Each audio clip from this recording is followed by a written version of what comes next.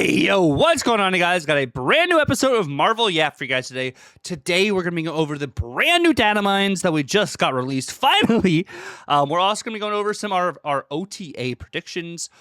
And then we're also going to be going to a variant face-off with our special guest versus Not My Dance. Let's go ahead and jump right into it. And as always, we're joined by the hostest with the mostest, the freshest haircut, maybe freshest mustache, I don't know, here on Marvel Yap today, gracing us with his presence, the good old Not My Dance. How are we doing today, Dance? I'm doing amazing. I'm having a lot of fun today. I like this split. I think you sent this to me because this is Black Prism, by the way, in the background for this null. It's a very good split. I want to do some sort of thing where we can face off against variants, but we would need like a third person to speak in third person, or no, we need someone else to like judge us for one of those. Actually, you know what? How about instead of you and I facing off against variants, Can I pull someone else in, and then me and that person will do a variant show off later, maybe, and you can judge us? Yeah, I mean, that kind of throws off what we were gonna do today, but sure.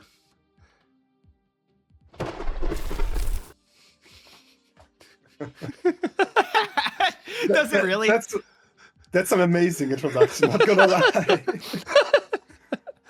If y'all don't know who this is, by the way, in between Tucker and I here, this is ToxicSoulKing. ToxicSoulKing is a very good Marvel snapper and is someone who I think Tucker and I can both call a friend, someone who we even want to have on the podcast for a little bit of time, and we just, I don't know, things kept happening and getting in the way. But the stars have aligned today. It's all come together. And Toxie, absolute pleasure for you to be here. So happy to be here, and I love the positioning of my camera here. I'm like the little wiener between you two buns, so I feel myself really good here. Oh my goodness! We just knew the banter was going to be crazy between the three of us, and we're already off to a great start. Which, by the way, you guys, like Dan said, if you guys don't know who ToxicSoulKing is, you guys need to stop what you're doing right now and learn all about him. We're going to, of course, have all of his info down in the description below. His Twitch and his Twitter will be down in the description below. But definitely want to check him out live on Twitch. Absolutely fantastic streamer. And like Dan said, very great at this game of Snap, highly competitive, and doesn't really just play meta. Like, he plays a lot of off-meta stuff and personal cooks and climbs well with them, and just really good vibes the entire time while you're watching him, as well as he does have some great commentary as well. I won't lie. If you've gotten a hint of it, yes. Yes. You got. If you haven't had a hint of it, this is what we got going on. And the Yap's gonna be a little spliced. Just to let you guys know, the patch hasn't come out yet at the time of recording this, so we're kind of recording a little bit in advance. But we're gonna be going over the Datamines, which just released with the patch, and then we have our OTA hopes. Each of us have come up with 2 OTA hopes that we would love to see happen with the OTA on Thursday. And then we have a variant versus variant show off or competition between Dance and Toxie. I'm going to be kind of the judge to see which variant I like most. And if you guys like a variant more than what I choose, so you definitely let us know down in the description below. But yeah, let's go ahead and jump right into it. We are here at the Datamines. Of course, we are all wearing things differently because we thought that the patch was going to happen the day we actually initially were recording. But, you know, unfortunately, that was unable to occur here. But we do have a lot more Datamines than we thought we did. We, of course, have updates to some of these Age of Apocalypse cards as well. And the beautiful ToxicSoulKing gets to live react to them with us here. Which, before we jump right into this, what were your thoughts originally on these Age of Apocalypse cards, you know, prior to any potential changes that they may have ensued? It's amazing. After getting a filler season, I'm really happy about new interesting cards people actually know, and the new keyword. So it can just get better after this season, not gonna lie. Yeah, it's gonna be fun. Objective is the new keyword that looks like it's gonna be Datamine to release next month. And a key note with that in mind is that the objective keyword, the way that it looks like it works, according to previous Datamines that we've already had, is at the end of turn, it will check to see if this objective has been completed. If it's completed, then the next bit of the text will occur. And it only happens once per game.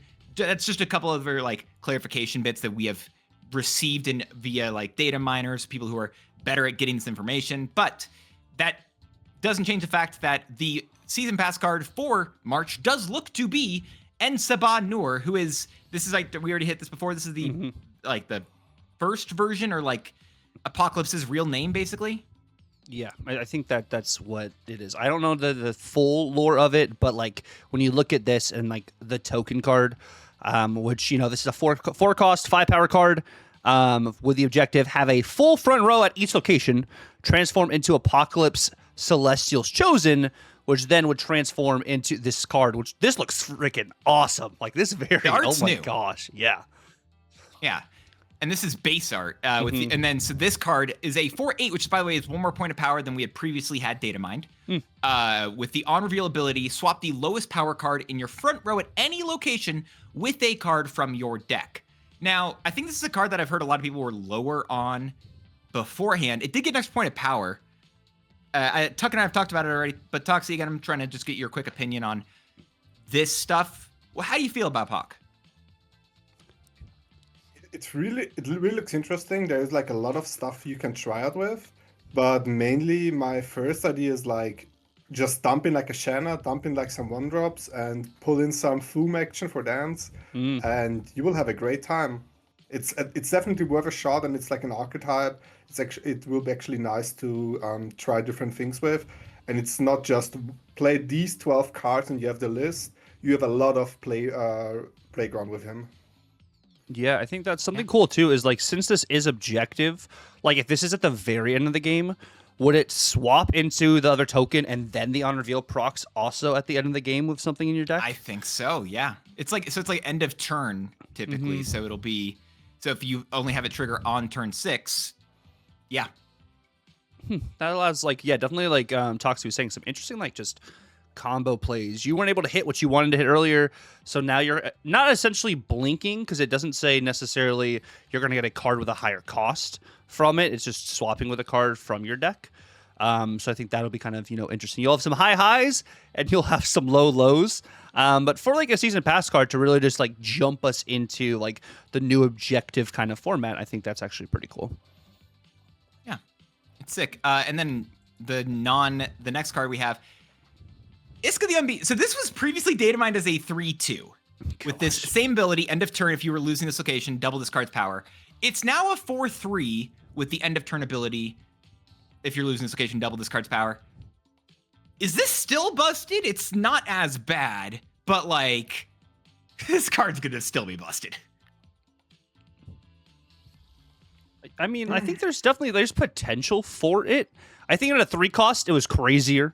I think like just because you had the different ways to proc it, but like still in something like a let's just say a typical end of turn deck, you play this onto Athena lane or like inverse of Athena lane, and you're losing that at the very end of that turn, it should continually double consistently with like the Jocasta and the Invisible Woman. So like there's definitely value to get this at least to like a 12 power and even potentially 24 power, depending if you get it set up the right way. But like this is not a card you're necessarily, I feel like in those type of decks, just playing on curve. I think this is like a turn 6 kind of play here in order to truly utilize like that, you know, the text of it doubling at, you know, you're losing that location. Because when you, of course, start winning the location, nothing happens. So it's going to be an interesting kind of mind game, and it's like forcing your opponent to not fight for this location potentially just for the end of turn. But I like this for a super premium season pass card opposed to some of the other ones we've had recently. I think it's pretty solid there. It's nice of them to finally release a busted super premium card. This card, I really like this card because it will fit amazingly into like the Invisible Woman decks, because usually the issue is like you have one strong lane, which is like a Havoc lane, a Athena lane, and then like the Invisible Woman lane is like always the weaker one, and it's always like you barely win that lane, it's going to be hard, or your opponent has like easier numbers to reach that point. Playing her now on that Invisible Woman lane makes it way harder, and it's easier now for you to contest the one lane with like your Athena, with your Sunspots, with your Havocs, whatever you're doing with your end of turn stuff. And her on like the Invisible Woman lane is maybe like even a saver win for her, and it makes it way more difficult, because let's say you Fantastic card her, she's a 4/5. If your opponent starts to contest her lane, she will get a 410. Yeah. That's some crazy stats. So God, I didn't even think about the Fantasticar. Mm-hmm. I'm a bit scared of her, but Superjet is always an option to cancel her. Yeah. You know, Super Deathstrike, Lady Deathstrike, if you get it the right way. And, you know, end of turn cards never are surely busted. Also double cards. When cards double, they're always super balanced and perfect for the game. So, you know, there are no issues whatsoever than making ever super premium season pass card a double card, whether it's a Man Spider, whether it's Iska now. Every single one of them is going to either double ability or double the card's power, right? At least it's this in comparison to honestly, I prefer an Iska Super Premium Season Pass card in comparison to a Dragon of the Moon. Yeah, like, I mean, I get it; it's stronger because it'll feel more like an impact in the game. Even if this is a 4/2, this card is still like, I feel like that's where this card will end up, and it's probably still fine. And I think now that it's not just locked behind a paywall and you can get it out of packs, I think that's like where it's like, okay, you can release the broken card, but people do have better access to it opposed to having to pay $20, and that's just USD, $20 USD, to get this card. Yeah. Well, thankfully nowhere else in the world exists, so it's fine. 20 USD is fair. It's just an amazing feeling for people who purchase stuff in the game, because dance it as well with Dragon of the Moon. It's just like, I have to buy this because I want I want to get the tokens. I want this card out. It's just like I'm purchasing with $10 something just so I get something extra. I don't really care about the card. Now we are back again to like, hey, I purchased the season pass not only because I get like 5k tokens or like a Series 5 pack. Now I get like a card too, which is worth a shot to try. And the end of turn decks are typically not that expensive, if I'm not wrong. You can do like cheaper versions with it. Of course, you need like the invisible one, but getting Iska there, you can, even like with a lower CL level, you can try to cook something really good there. Even like Nakia stuff. Low CL people play like Nakia, all the buffing cards. You can do that. So she's like a little bit more low CL friendlier, which is always like probably good for the environment and like the economy for people. I just realized the last double card that we got released was a 4-cost card in the Super Premium Season Pass for the Weapon X season with Adamantium Infusion. This is a fun correlation. Yeah. Yeah. We should just go through the rest of these other cards, because I think for the rest of them, it's just very small little stat changes in version to version. But it's just that's a pretty good example, though, of what we've got coming up inside of this season, as there's a bunch more stuff coming up that we haven't really had the chance to talk about before. Juggernaut is now 6 different points of power instead of 7. Okay. So slightly easier to trigger. Same thing with Gambit. Gambit also now only needs to play 5 total cost of created cards. I already thought this card was going to be busted, but then apparently they've given it made it even easier. Mm-hmm. So that's going to be fun. Sandstorm doesn't have any changes, I don't think. Caliban, I think, if I'm not mistaken, got... I don't actually think any changes what happened to Caliban. However, I do think that Celine got 1 more point of power as a base ability, so to be 14 in total. Then we have Ozymandias, who is now a 5/9, which is more than fair, honestly. This card is sick. I love it. And then Ramatut no longer has any changes either. But yeah, that's the rest of the cards. Sorry, I'm speeding us through the rest of those so we can get to the newer stuff that we haven't really talked about before. We got Doggo on screen too. You love to see it. Love it. It's attention. That's fair. He does. Yeah, and then we look at April. We do have Strife, which is a 3-cost, 7-powered Days of Future Past Season Pass card. Objective: play 3 on reveal cards and then use the highest cost on reveal in your hand. This is fun. Ooh. That's gonna... It's a very simple objective, and you don't need to have this card. The way we've seen these cards, objective cards, and the way we've understood them is that you don't need to have to do it like when it's on the board. It's just in general you have to play 3 on reveal cards. So as soon as you've done 3 on reveals, at any point you can just play Strife on the final turn and then copy the highest cost on reveal, which is sick. When I look at this card, I want to do, you know that Firehair Dakin deck? Yes. Where they're using, what's it, Astral Projection. Mm-hmm. You just can cut Astral Projection from that deck entirely, and you use Strife instead. Yeah, that's crazy. Like, I mean, yeah, like there's for like a single usage there. Yeah, like that idea, because you're playing plenty of on reveals, and since it looks at it retroactively, and you don't have to have the on reveals on the board, this does seem pretty strong. Also, 3/7, like Yeah. 3/7 part is the thing that makes me really interesting because I'm already thinking about like a special card which needs for its on reveal a lot of power. So imagine you're playing like some 1-drops and your highest on reveal card in your deck or in your hand, but let's say in your deck is Fallen One. So you can get a 3/7 Fallen One out if you just play some early cards. Oh my gosh. That's like my first Yeah. idea. Why is this a 7-power card? no, That's insane. This card's kind of, I think, busted. Like actually, just Also, no, I agree. Also, it says use the highest cost on reveal in your hand. It's not copying the text. It just uses it, mm-hmm. which is a weird turn of phrase. Might that's change it. interesting. They usually like to change it like the season before a card gets released. I mean, yeah, they'll have to, hopefully they'll do some. I mean, I'm assuming they do testing. Testing will determine whatever they need to do there. But yeah, Strife seems awesome. Yeah, this card is crazy, and if this is just the start of the April season, I can't even imagine what's happening with these next cards, which is this super premium season pass this is card. weird. Dance, what is this? What is this? So this is a techno-organic virus, which lore-wise, this is the thing that Cable gets infected with, like the young Nathan Summers gets infected with.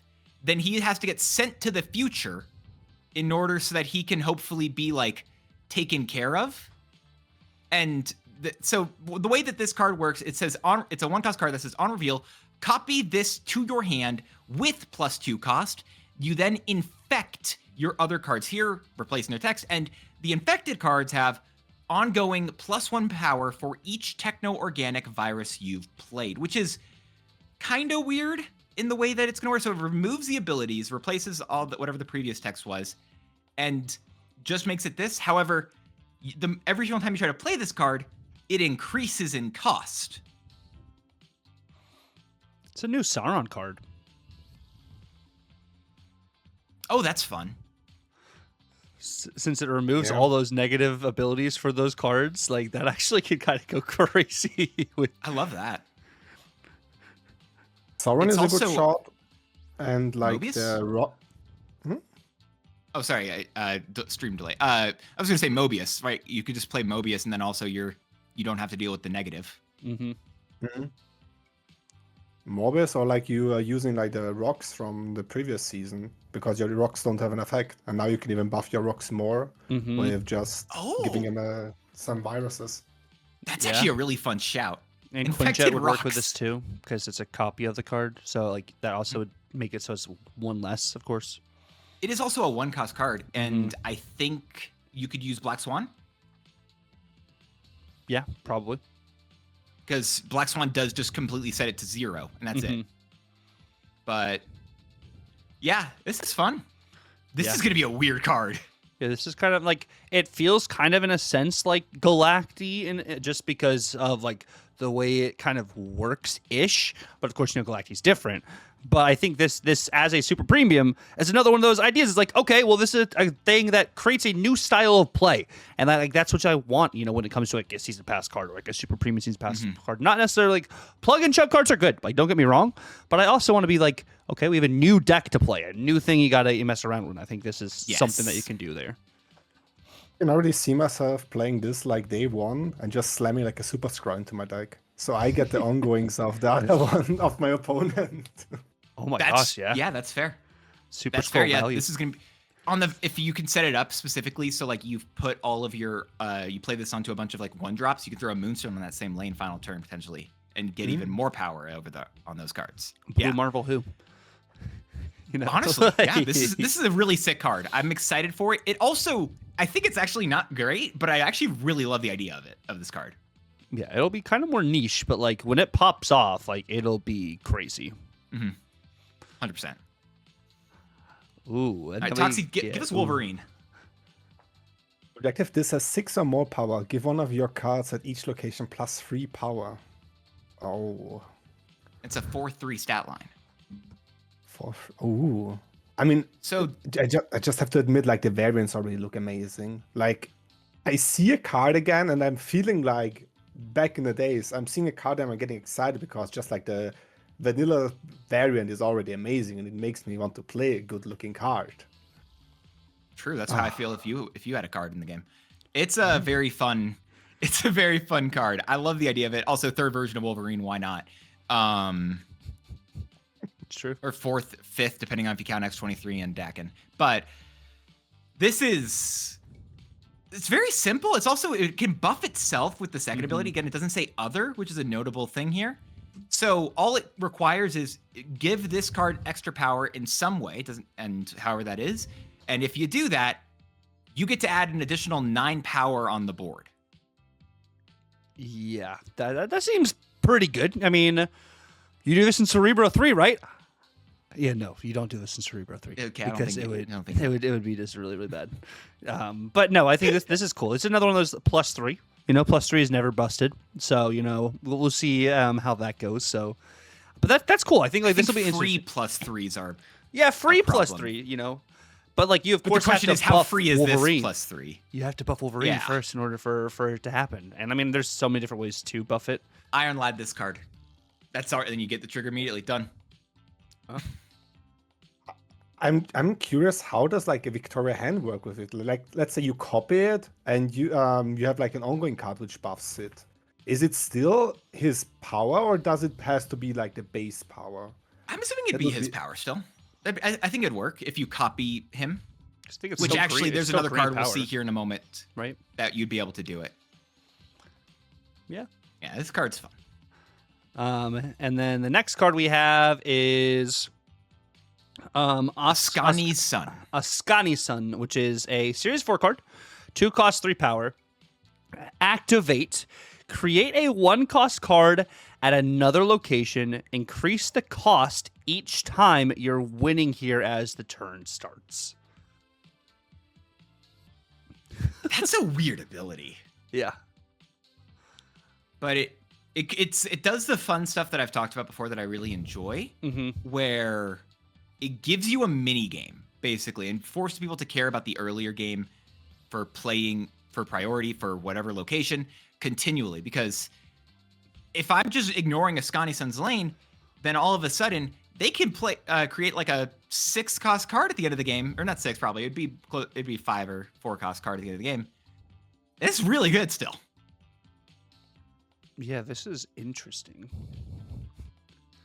Yeah, like at what point do we call this card really good? Like 3 times winning? Like, or 4 times? Like, what's the point that we call it? Well, because every single time you win it, it increases its cost. So once you've won there 3 times, that's a 4-cost card you're creating. But it's random. It is random. It's giving me Iron Patriot vibes. But it is also worse because you don't know what the card is. Yeah, and your opponent sees the card, opposed to Iron Patriot, you having the hidden intel, them not necessarily knowing what you generated. Yeah. This card's fun. I'm interested. For a Series 4 card, I think this is cool. I think there's going to be some high highs and some really low lows, but the concept of it, I think they did a really cool job there.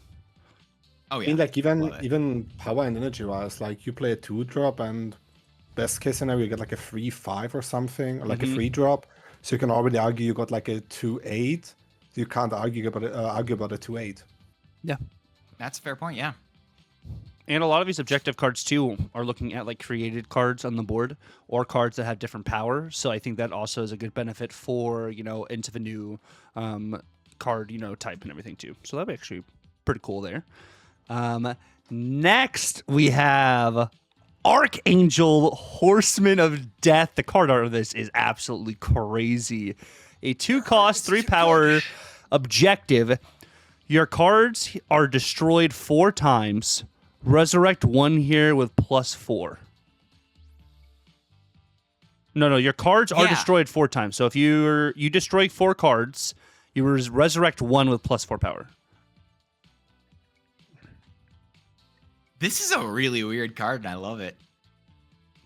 But the problem is it doesn't work for normal. You can't just fully go like X23 Deadpool stuff, right?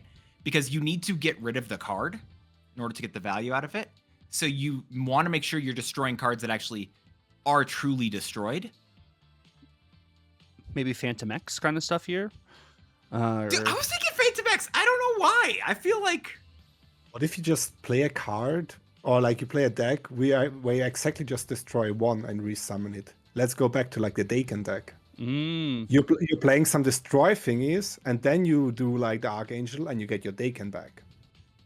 And it's like a big Daken then. So you are destroying like X23s and something, but you know exactly there's 1 card you want to get back. Or even Phoenix Force, like you're doing like the fire hair kind of stuff. And you're like, maybe you don't get the animation infusion you really wanted. So you have this, of course, to bring the card back. Of course, it won't have double power. But like there's a lot of situations with like the fire hair style decks, you're just destroying everything to get fire hair value or be able to do Phoenix Force or, Kid Omega kind of stuff. This would, since it checks end of turn, you could then revive that card back, kind of situation. And of course, it changes maybe the Luna style in some of those Phoenix Force decks because you're not necessarily wanting that Ice Cube with +4 power. But I definitely think this does promote some interesting new styles of deck building or adding flavor to current styles. This card feels too cool in my opinion. I hope that I like this card a lot. But I think I feel like this card is too good, especially for a 2 cost where the requirement is you're just building it. You're just doing a destroy deck thing already. I don't know. This card feels awesome. It feels potentially too awesome. I'm scared of how good this card might be. I hope it's going to be good, but I feel like when Morgan came out, I called Morgan to be really good as well, and she kind of couldn't compete with other decks. But she was I will 4 give cost. it a shot. Yeah, and I played her more as a 4 cost. Yeah. Ooh, well, hopefully you talked about that in the OTA part. You didn't mention anything else. Anyway, Polaris, the Horseman of Pestilence, releasing on 21st in Snapbacks in April, with the objective ability: cards in play are afflicted with -5 power, with the payoff of put a card from your hand here. This card's insane. Remember when I was saying like 2 cost cards with this is play Hazmat, free card. She's just a way better Malekith, because I remember the Ajax decks used to play Malekith to get a little bit of tempo, and she's just doing what Malekith is doing, probably better. Yeah, and it also looks at your cards. Like even if you like were to Laufey your own lane, or if you were to, let's say Man-Thing your own lanes, it looks at just cards in play in general on both sides of the board. This card is just crazy. There's also locations. Like locations also can, mitigate this. And at a 2 cost, this is why they nerfed Hazmat, because they knew this card was coming out a year later. Kind of, situation. No, this just radiates like Affliction's a deck that has, had ebbs and flows and kind of has been, I think, at a low point, I would say right now. Yeah, it's definitely happening. But this also could do pretty well with something like Dormammu. Like you just honestly, the second skill Dormammu could give you some pretty cool stuff here too. And then Dormammu's also a good shout for the last card. Yes, for both of them. I think Dormammu's solid for that, and then also for just the high Evo Affliction, like Abomination value. Like there's a lot of like really cool things I think you can mess around with this, and that gives Affliction a bunch of different legs to not just be I'm playing Ajax. Like I think this gives you a lot of really solid options, and this is immediately an auto plug into the Wiccan Affliction deck. Like immediately, like an auto plug in there. Can you do a Dormammu deck with Marrow and both Archangel and Polaris? Probably. No. It's just important that people realize don't give up on the card like on the first week she gets released, because people will play Luke Cage. Every time there will be a cool card with like a specific way to counter it, people will play Luke Cage. So don't give up after the first week because you're like, oh, everybody plays Luke Cage. People will stop with that. Maybe like next week or in 2 weeks, but don't give up too early on the card because she has potential. Diamondback's the perfect example for that. Like Diamondback on release, we knew was going to be amazing, but everyone was playing Luke Cage because we were in an Affliction meta for like 3 or 4 weeks. Yeah. And look at Diamondback now. Yes, not a lot of people are playing Affliction in general, but when you get hit with a Diamondback, that thing hurts. Like that thing cooks you. But no, this card at 2 cost, this is crazy. For what it's worth, again, so this is all subject to change. Right. Any bit of this could be changed. This is these are all data mines. I'll say it again probably as we get to the next month because we got 3 months of content to go through. With Mother of Skani being a Series 4 card, looking to be released in some sort of game mode on April 23rd with the on revealability with a 4 cost 4 power stat line. Give the leftmost card in hand +2 power and -1 cost, then copy it. What? This is insane. Yeah. Crazy. This is a good card for hand buff. We talked a lot about hand buff, and hand buff was always like too weak. This could be a card that helps hand buff to get to a better way or to be a stable deck. Plus, you can do crazy things with that. Let's talk about like a fire hair thing or a misery thing on Mother Skani with cheap cards in your hand. You can do crazy things, and I love it. Yeah, Victoria Hand as well. Like there's crazy stuff there. Even something like I know you're probably not playing this in like a Zombie Galacti, but like even in like a Zombie Galacti style like deck, this could be interesting. Like this has legs. I mean, it is a 4/4, so it is kind of expensive body wise. But anything that allows you to duplicate what you already have in your hand and then also decreases cost is normally pretty good. I mean, it's a fancier wing beat. It's a wing beat with a body. Insane. Yeah, honestly, because Wingbeat also only works on 5 power or 5 cost plus cards. Mother of Skani works for literally everyone, and then gives you a second version of that card. I don't know. There's only 2 Series 4 cards, Datamine, to be released during this Days of Future Past season. Both of them look to be bangers. Yeah, a new standard for Series 4 cards. Bro, I'm down for Series 4 cards being cooler than Series 5. Like, listen, Series 5 cards might have all the cool characters, but the abilities on these Series 4 ones are hitting. Oh, yeah. So, I mean, then, bro, this is crazy. Gosh! We have Storm, Horseman of Famine, 3 cost, 2 powered, objective, and 2 turns in a row with unspent energy. Give your other cards here and in your hand +2 power. And this is objective, which again, as far as we can tell, that happens at any point during the game. So I skipped turns 1 and 2, and I'm good. This card's awesome. It has to be 2 in a row concurrently, like consecutively. But hitting both hand and on the board is definitely crazy. Like Surfer decks, especially. We're in a month of Star-Lord. This is happening every other game. Yeah. I don't know. Toxie's mind. He's got all the cogs are going crazy right now. Yeah, I'm trying to think about crazy things, but it's just like already +2 on your hand. I mean, you end with unspent energy. You can just skip early, and you can have like a full hand which gets buffed a lot.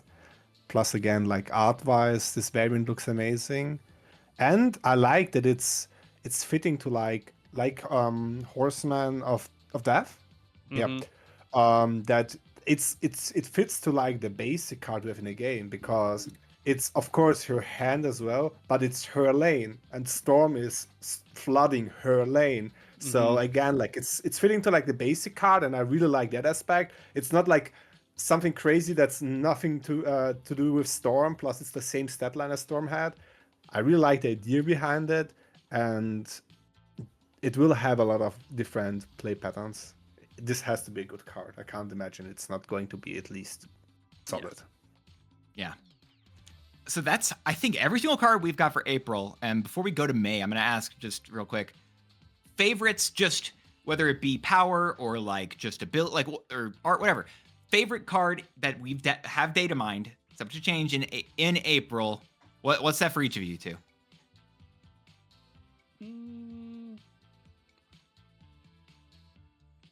I'll let Toxie go first here. I'm still kind of. I will, because I'm like, my comfy deck was always a Morgan deck. I have to go with Death because it's the most The Morganish card. Archangel? Archangel, yeah. Okay, yeah. It That's has fair. to be that one. I'm gonna be a little crazy I'll give- and go Technovirus. Oh, you go. I think the Okay. Technovirus might actually be one of my favorite cards of the season. I think that card's going to be bad, but I also do really like it. However, I'm so stoked for Ascani Sun, and I don't know why. Like, it's a very simple ability, but I love the idea of giving people more mini games, giving reasons to play to the board early on. Ascani Sun seems really cool. Yeah, definitely. That's a card you're riding the waves of potential high highs or low lows. Is my 1 cost going to turn into Carnage? Is my 3 cost going to turn into like a Cosmo or a Goblin? Like, there's going to be a lot of just interesting kind of situations, but your opponent also has to be guessing and fight for, that Ascani Sun's lane. So yeah, I think we got a really cool season. Back to back, I think cool seasons, cool cards. It's not just like copy and paste text onto a new card, which I think is really nice. And then now we move into May, and we get a new Daredevil as the premium season pass card. Shadowlands Daredevil. Do you remember back, I think it was last patch, Tuck, you said that you really you were really hoping it'd be a Daredevil season. Yep. We got it. And this is kind of crazy. 2 cost, 2 powered.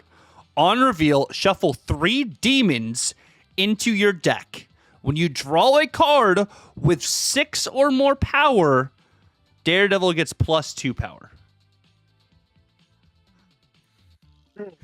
So that's why that's the reason behind it. Like, I sometimes talk with Dance about OTAs, and for like a year and a half I'm just talking about him. When do they nerf Hood? When do they change Demon to like 5 power? I guess that's now the time I can give up on talking about Hood changes, because That's actually real. That's a real answer. That's so real. now I know why they didn't change anything about it. But wow, this is amazing. First of all, like, even like the art style, I want to play cards like this. It's effectively like, it's not even like only like the demons you can do crazy things, but if you just draw, this can easily go up to a 2/8, which is amazing, and you have like 6 power tokens in your hand. Yeah. That's crazy. This is a crazy Note I will Victorian give. card. I think all but one of the cards that we do have for this Daredevil season, Shadowlands season, whatever, these are all variants. So this is a Victor Faro variant that we do have here. I think there's only 1 card, maybe 2 cards that aren't variants that will show off. We'll get there and I'll specify those. Am I crazy for thinking that because I really don't want my lane or my hand deck even getting like filled up with other cards? Am I crazy for saying I want to play this on like a Cosmo? Just to guarantee I get my other stuff, like use this inside of... We're talking about how like Surtur is a card. Spoiler for the OTA, I'm talking about Surtur. And for when we talk about OTA Hopium. And I'm not specifying that bit, but this is, if you Cosmo before playing the Shadowlands, this could be a card that you could do there. I mean, yes, but I think one of your biggest issues with like Victoria hand, well, these aren't created in your hand, so they aren't going to give No, you because it wouldn't work with Victoria hand. Yeah, but it would work for like Mockingbird style things too. Like, I think just getting demons in general, like a 1/6, I think normally is pretty good. Fair. You know, so I wouldn't be mad drawing a 1/6 that I can play wherever. X1 Hit Monkey, Sasquatch, Yeah. Mockingbird. There are some there you go. crazy things you can do with this card. Tuck loves that style of deck, so you've already sold him. Yeah, that's what I was thinking too. That's why you're like, yeah, you put this on a Cosmo. I was like, I mean, yes, you can, and then it's a 2-cost scaler. But then you also, if you're putting this on a Cosmo, you have to like build your deck around having a lot of cards that have 6 or more power to have this to scale the way you want it to. No, I think, yes, it does, bloat your deck, but I think it does also give you just some like really solid value in general. And this is also a potentially, it's an Airshim card too.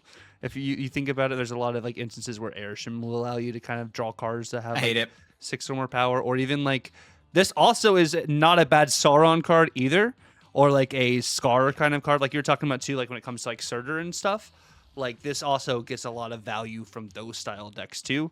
Maybe we finally get Cole Obsidian back into the meta because you have more 1-cost cards in your deck now, so your Cole Obsidian can actually get play. I like that. You can use each like this is something I think you're also Mhm. like, using E-Tree. You're using you're gonna be using Adam Warlock. You could like stuff like that. I think art might be real there because you could just gain or keep drawing more cards. Like you want to draw more cards. I'll give the biggest amount of hope. If you're trying to draw a lot of cards, what if you try to Mad Thinker? No, Now we're but coping. yeah, now we're really coping. Okay, my bad. But, like, Sorry, that was the line. That was the line. My bad, everyone. My bad. there's also like potential Cerebro 6 kind of world too, where like you can actually do some interesting stuff there.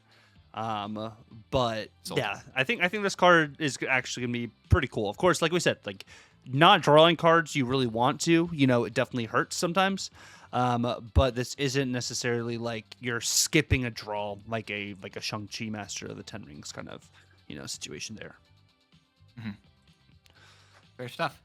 This is base art, by the way, I will say, for Wilson Fisk, who I think it's actually the only bit of base art that we have. Everything else. Oh, no, we have one other. Sorry. But anyway, with the ability that he costs 3 if you have the highest power card in play, but otherwise, he is a 5/9. He is going to be the Super Premium Season Pass and will be in Seasonal Series 5 Snapbacks, according to, again, Datamines, subject to change. Yeah, so a 3/9 seems sick that the only requirement is you just have to have the highest power card on the board. Iron Patriot loves this card. If you have Monster Island, technically you both have the highest power card. Does that work? No, I think because you both have it. I don't think It doesn't say you only have it, right? It says you both. It just says you have it. So you would argue, I feel like you could argue both of you do have it, but I think I think you probably are correct.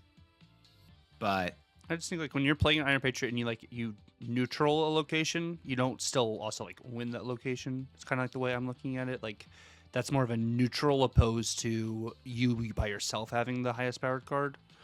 I think that's the way you look at it. I know, but like if you have the highest power card, it would be just you by itself. I don't think it would actually check. Oh, that's fair. Toxic, what do you feel? How good do you think this guy is? Or a trophy? It's hard because technically it has like a lot of upsides, but we could argue on the other side that it's just like a 1 power more than a gladiator. So, or like 2 power more than like what's the other name that we had previously? Skiver? Strife. The 3/7? Strife? So it's a lot of fancy things around a card that's just going to be a 3/9. Of course, you can ask, you can say like some decks want that, but I'm not. That's like one of the first cards we have seen so far where I'm not that sold because I feel like there are already better options in the game than this.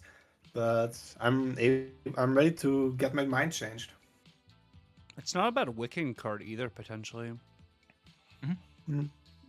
This is I mean, Lizard, I think, might be able to come back because it feels really good just with that group. Mobius is coming back. Yeah, Mobius is coming back big time. Honestly, I mean, this card's gonna be solid with Mobius, but what if you, instead of worrying about, trying to discount the cards, what if you just got extra energy instead? I will spoil when I talk about this. This, I think, is my favorite card of May. Punisher War Machine, releasing again on May 5th. So all 3 of these cards releasing on May 5th. This will be just in the Series 5 Snapbacks. That says, when you draw this, mark a location that's empty for you. Then it has the objective ability, win the location for +1 max energy. And so again, that's checking end of turn stuff. So as soon as you're winning as soon as this card is on the board and you are winning whatever location that you previously had no cards at, you just get +1 max energy for the rest of the game. And that's it. It's a one-time, it checks every single turn to see if it will eventually trigger. I think this is just like a good slapstick card. You can just play it in like some mid-range deck and you don't need to care a lot about it. If you get the ability, you're happy. Otherwise, you are getting like maybe a bad draw. But I like it. It will. I think I just had it like. I feel like it's really good. I will like it. You can play it wherever you want. You can play like a hazmat deck. You can play like in a weekend deck, a zoo deck. Every deck will be happy about getting +1 energy for not a high mission quest. Yeah. It's a 2 cost. This feels like the most busted card of the entire month. Truly, I think this is a 2-0 or something like that, because you also want to play it on the board, and then the only thing is you just have to win a location. Yeah, I think this card's good. Yeah, I think extra energy seems pretty good. Extra max energy. Would you argue that extra max energy seems pretty good? You're going to take that stand here today, Tuck? Just want to make sure. Okay. Yeah, with confidence, I would say yes. All right. That is good. Thank you. But is it like it's good, but it's not like borderline crazy. Like Starlord is even more plus energy, and you can do crazier things. So, in like this would have been crazy busted a few seasons ago, or like maybe a year ago. The power level of this game rise that much that now we can argue like this seems like a fine card, and it won't be it won't be a broken card. That's how much the power level rise of this game in the past. I think few it's still seasons. busted. It's the superior Spider-Man kind of concept too. Like it's pretty much like that. Like it's good. Like it's gonna be good, but it's still not like, oh my word, what am I facing right now? Kind of situation. Yeah. I like the Superior card because when I saw Superior first, I thought like this card will be broken. It's just like a fine card, and now we're like a little bit similar to that.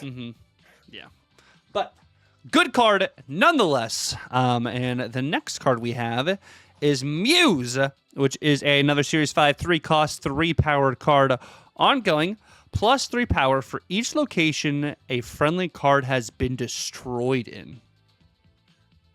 This is sick. All that you play Squirrel Girl, then Killmonger, and then you have a 3/12. Weapon X finally gets some extra buddies. Let's go. The mom will get some extra buddies. I don't know about Weapon X, but the mom will be happy. Dude, this is just getting me excited for the next season of Daredevil, by the way. Like, I'm like, the trailer is all that, but also just thinking, like, there's some, I don't want to I'm not going to spoil too much about the show, but like, I can see parallels for Muse here in comparison to the way that he worked, at least in that show. Muse seems sick. Yeah, I mean 3/9 or not 3/9, 3/12. That's a 3/12. 3/12 is normally pretty good. It like also promotes just like the And Morgan style deck. Like I think that, and then also Phantom X. Like there's some pretty cool things I think you do with that opposed to just like typical Zoo Destroy. So I think there's some really cool potential. I just realized, but this is also like, because it's ongoing, final turn, you can just play Muse Mystique. Yeah. And your opponent can't prepare for you dropping, correct my math if I'm wrong here, they can't prepare for you dropping 22 points of power? Not even counting if you have death? If you played it already Destroy, how about Muse Arnim Zola? Yeah. Lord, you know this is an awesome that card. that in a previous time, 22 points of power, I'd be like, yo, that is crazy. Oh my gosh, 22 points of power. And then I just look at you and I say 3 initials, FFF, Fin Fang Foom. And I played Star-Lord, so I actually can do Fin Fang Foom and Absman. So like I don't know, I think definitely this is cool, and I think it can be a potential like lane enabler or really push to be a lane winner. It's just looking at the scope right now and the power meta we have. When we get to May, what are we going to be looking at, kind of thing? And I think I do also like we have Archangel and we have other like just destroy cards in general that I think are going to be able to add value to this, but the power we have just right now, I don't know. It's like, yes, this is cool in concept, but it's like, can it compete with what we already have, kind of thing?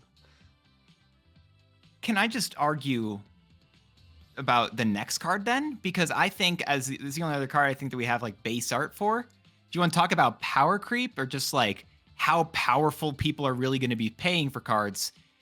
Ikari, a 4-cost 12-power card. 4-cost 12-power card. Let me just make sure we say it one more time. 4-cost and 12 power with the ability that you can only play this where an enemy is afflicted with negative power. That's it. That's the only requirement for this card, is just that they're afflicted. What? So we play Scorpion and we are happy. This is insane. Like, this is insane. I do not understand how this is a card that can get actually released. I'm so happy they nerfed Deafening Chord. Imagine we can do Deafening Chord Ikari. Oh my lord. Yeah, oh my gosh. You can go Red Guardian Ikari though. Yeah, no, this is crazy. And like we go from 312 with you have to destroy a card in every single lane to like now one card has to be afflicted in a lane to play a 412. Like it's gonna be crazy. I can't wait to annoy Dance with some Clea cooks. Clea and do the flames on cards, and then we can do Ikari. Mm-hmm. It's insane. I mean, I'm just honestly shocked this is a card. There's no way this card releases this. I hope this card goes to a 410 minimum. Like 410 probably can be fine. But 412 is insane, and I hope it does not release as such. Yeah, we're printing cards at 412 is crazy. It's crazy, but it's still like the Affliction archetype can do crazier things with 4 energy, is like my point. Like a Man Thing is still bigger than an Ikari if you place it on a proper lane. So it's crazy. It has great stats, but it's not doing like effectively something to push your Ajax, to push your like the Affliction things. So it's just like a feel-good card.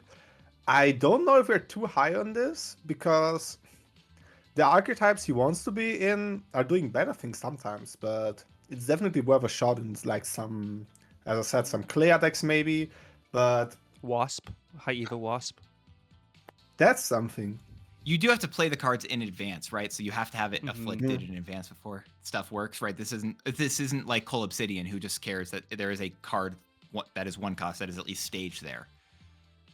God, I don't know. I mean, but with maybe the new it's fine. enablers too, like the new objective cards, like Affliction's gonna have a lot of new toys to mess around with. Even like the objective Celine, the objective Caliban, like there's a lot of different cards that are gonna be able to enable opposed to what we have just currently in the game. Yeah, It's still crazy that now we have like a Giganto in the game who is just like, hey, I'm a 616, but I can only be played left. And then it is like, oh, hi, I'm 412. Yeah. That's why I don't get, I mean, it's insane that you're also saying that you don't know if this card is busted, and then like that's a compare. I don't know. I mean, Giganto is a bad card, but I just don't know if the Affliction archetype will be that happy about a 412. I'm just shocked by that. You're right. I'm still just shocked. I don't know. I don't know what else I could say there. A little less work than Laufey to get to 412. Yeah. To be fair, Luke Cage does completely counter this, I guess, is the logic. Yeah. I don't know. Do you think that Lady Bullseye will be able to help you with Ikari? What do you think, Toxic? Lady Bullseye, Series 5. Unreveal, afflict an enemy card with -2. Repeat this for each of your unspent energy to a different enemy. I mean, it won't help with Ikari that much, because you want to probably be as greedy as possible with her. So she will be like a fine plus hazmat thingy. So Affliction will, like, honestly, with all those cards, I don't know if I want them to change Luke Cage or leave Luke Cage so I don't get wiped by these cards. That's such a great statement. I don't know if I'm more scared of Luke Cage like ruining everything, or I want him not. That's such a wow. You're so right. I hadn't thought about that. That's such a good way to think about it. I like the idea that this is with this card as well as Storm, and also with Star-Lord that we've just received this season. It feels like High Evolutionary is now getting like multiple ways to potentially mess with cards in the future, or like be able to build their deck in the future. And a High Evolutionary deck that is maybe just trying to save a bunch of energy, this feels like a really cool card for that deck. Also, as a 2/2, which is at least a 2/4, and then repeats it. This is awesome. Is Lady Bullseye just Warlock's best friend? I just realized. And Pixie. I'm thinking turn 4, you go, or is it? You float turns 1 through 3 at least in some way. You go turn 4, you can play your it magic. doesn't say turn 5 for each turn. It says repeat this for No, each no, of I your know. unspent energy. Turn 5, you go Wong. Turn 6, you play Star-Lord on Wong. And then turn 7, you play Lady Bullseye. and if then your you opponent also has throw down enough the cards on the Grandmaster. board, because like it says, you know, to a different enemy, so you can't hit the same enemy multiple times unless, like you said, it's on Nice a little wall. shout to Daredevil, or sorry, Yeah. Bullseye. Similar between those two. But yeah, this definitely has a lot of crazy potential. He says he's holding it back so hard. This is wow. He's a great early CL card. I love the design of her because I see so many new players in the game, or like coming to my stream and telling me, oh, I just reached Infinite with like a Wong Hazmat deck. Now we can do like a Wong Hazmat deck with Sarah. She's a 1/2. 1/2 with how many potential stat lines? That's like something good for like early CL people. So I'm really happy for like my small goopies out there. Shout out the Goopies. Oh, you're saying guppies. Sorry, the accent threw me off so hard. I'm like, who's gooping out here? I'm so sorry. I'm so sorry. I got so confused. I apologize. Wasn't trying to make fun. I legitimately was confused. We got Karen Page before Mary Jane Watson and Gwen Stacy. Who's Karen? Can I get some lore behind her? She's a character in the Daredevil show. Who is one of the love interests of Daredevil. Spoiler warning, Foggy Nelson is not in this season, even though he is a Datamine Series 4 card that has 0 cost, 0 power with the super future release, which might mean that we just don't get, I don't know, Karen Page feels like a weird card to get before a lot of other characters in Marvel, but beyond that, she's a 4/5 with the on-reveal ability, give a friendly 1, 2, and 3 cost character plus 2 power. Tuck, what you had a question mark on your face when you were reading this. Yeah, this is very interesting. And it doesn't say in hand or in deck or on the board. It just says give a friendly 1, 2, and 3 cost card character plus 2 power. I think it is on the board. I'm gonna verify Ironheart, but I think it is on the board most likely. It's another really good early Ironheart CL card. Ironheart doesn't say in hand. It just says give 2 of your other cards plus 3 power. Okay. So, kind of weak compared to like everything else we've seen so far. Should have been a Series 4 card. It's like a picture book Series 4. The Series 4 cards are better than any of the Series 5 ones. What are you talking about? Did you forget about how good the Akari or whatever those guys are? Yeah, but I feel bad Series spending 5k tokens for that. You don't. You spend only 3k. Or 2. Or nothing, because it looks like they're going to be in events, so... Karen Page, this is also base art for what it's worth. It seems awesome. It just seems like a really good card. Does it? I just want to say, what are we seeing here differently than you? Oh, I'm thinking of this with, what is it? Using this on stuff like Maverick and such. Like, this just puts points straight into those cards. Maybe it's not as insane as I'm thinking, but I think it's fine. You want to argue that that's good with Maverick after getting a shoe? She would have been better before we got a shoe. Now she's just like, hey, I'm doing something. But Shu Lao still, what is it? Shu Lao, I think you can do both, but Shu Lao also requires that you have to have a big way that you're playing the game up until this point. All that she cares about is those cards just being on the board. I mean, how often do you play nowadays 1-drops? Like, do you play like a lot of decks, or you say like, ooh, I need a 1-drop now? Sometimes you see like a Bob or something, but... Yeah, but like, I'm spending my turn forward to do this. Like, yes, I mean, if you look at it, whoa, I mean, 411 seems pretty good, right? But it's like, I had to play 1-drop. I have to have like almost a perfect tempo to pretty much get like really value from this card. And there's just so many other things I'd rather do than do this. My biggest issue is like you, as Tuck said, you want to play 1, 2, and 3 cost cards, and then she's like a 411. While we had Iskari or whatever the name was, and you just do 1 affliction, you get like a 412 immediately on the board, which can't be Shadow Kinged. So Listen, I it's think just that like card should be different. I'm not even gonna argue that. I just argue that. Oh, there you go. It'll be +3, and then we'll be like, oh, okay, I'll play this card. You know, like, is it if it's a 4/4 +3? Do you like it? I mean, yeah, I mean, like it more at a 4 plus 3. I like it more, but it's still like, okay, there's maybe other things I still would do in a slot. Like, I don't know. Like, I think still like there's instances where like, well, I just want to play Gwenpool still instead of like Karen Page. Of course, Karen Page is targeted 1, 2, and 3, but like Gwenpool, I also have that surprise factor. My opponent doesn't know when I'm playing down with extra power. That's fair. Delusional, That's fair. but I would say even as a free drop, she wouldn't be that crazy nowadays with the power level of cards. Like same text free drop, I don't know if I would still play the card. Oh, that's insane. I think this card's better, but obviously I will concede that this card may be a lot worse than I'm thinking. But I mean, I'm also saying that as I think War Machine or Puncher is the best one. Stick really makes sense as part of the reason why they wanted to nerf Maverick, not just because they wanted to release this card in the future, also just because if they want to do a card that works like Stick, Maverick can't be a 3/3. Oh, sorry, I'll say it because both Tuck and Toxie are just reading the card and absorbing it. Stick is a 4 cost 3 power card with the honor reveal ability. Give the next card you play power equal to this card's power. So again, that is very akin to what we see with Maverick. I think it's actually released on the 28th. Might have put an error in this little thingy that I made. But anyway, I think this card is probably going to be very medium to just mid to bad.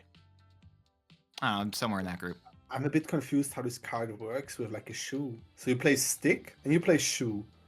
Is Stick giving the shoe power with his base power to shoe? Or is his effect before shoe's effect? Who is doing his things first? It would do Stick first because it doesn't say after the next card is played. I think like Forge. I think that's the best way to like. Yeah, Forge or Shuri, I think. Okay. Yeah, this card is I think extremely medium. I think it could, but I don't know. I don't think it's atrocious. I just don't think it's great. And I still think it's better than Karen.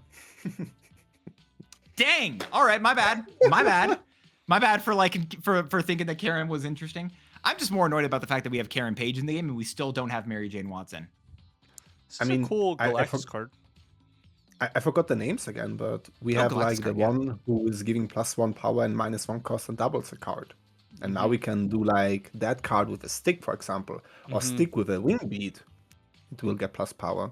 So there are some funny ways to buff this card.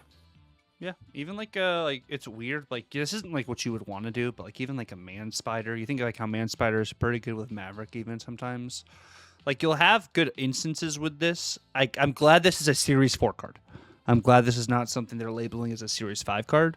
I do think it allows you to do some cool stuff like in the future, like set this up, like you said, with a Maverick, with a Forge. This gets hit by a Gwenpool, you know, like setting up things like that, this into like a Nimrod. Like this is going to be like an interesting kind of, you know, buff style card. And even like you can Wong this and then the card gets +6 instead of +3. Like you could do this for Galactus things. Like you could do this for Fallen One things. Like Fallen One, this is then a 5/8 to start. Like there's going to be some cool things I think you can like do with this card, or even if you hit this on a Strife and then Strife then it hits the Fallen One, that's a 3/10, and then getting the extra energy. So like I think this is a really good like just kind of combo enabler kind of thing. But it's not going to be Strife as Galactus. We miss that. Yeah. Strife can just be Galactus. You just play both goblins in Strife's lane. Mm-hmm. Crazy. I was thinking about Stick with Symbiote Spider-Man, so you can merge the 4/7 with 4/3, so you have +10. Mm-hmm. Yeah, like it's a combo enabler. Like that's going to be like what this card does, and I think that's like for a Series 4 card. I am not upset with this. Like, I think if this was released, like we talk about this, I feel like every single time when we see new card. If this was released 3 months ago, this was released last year, you know, like this card would be like this much card would have better, been okay at any point in Marvel Snap's release. I think Stick in particular. I'm not saying all of them, but I think Stick is one of the most like this card could have been like they released this next to Shuri, and I think I wouldn't have been surprised. I mean, I think if this was with like if you were talking about at any point, okay. If this Okay, was yeah, hit with it. like OG Zabu, like there's like Okay, a we're not bunch talking of- OG Zabu. I got nothing on OG So- Zabu. I don't. That was a legitimately a Savage Land. I think that was the theme of that season. So, I got nothing there. But all right, I said my favorite card of this month already. I did lead off with it saying War Machine, Punisher War Machine. Toxie, what is your favorite card that you could see that's data mined of the May Shadowlands season? Already half of them. I'll go back and look. So You're saying Karen Thank you. Page? Got it. Karen Page, yeah. Oh wait, no, he was just scrolling through. My bad. I think that there are really cool cards this season. I think one of the things that I really like, while you two figure it out, one of the things I really like about this season is that I feel like for the most part, a lot of these cards, it feels like a mix of cards that are both like they would have been printed a while ago in terms of older styles abilities with cards like Stick and Wilson Fisk. But at the same time, there's a lot of new and interesting cards with cards like Shadowlands Daredevil and Punisher War Machine. There's just a lot of variety in these types of cards that makes me feel like we have a lot of different options for like future cards in Marvel Snap that I really do enjoy. So I'm just gonna say something I enjoyed about this bit while you two figure it out. I think Daredevil's the card I'm most excited for. Wanted to go with Daredevil, but now I have to be fancy and I will say Muse. Muse is a close second, to be fair. Yeah. No. These are awesome data mines. I am stoked for stuff. I think that some of these cards seem a little busted, but I think that I am excited about the future Marvel Snap, and also we got 2 months of cards. That's so cool. Yeah, And Iska is no longer busted.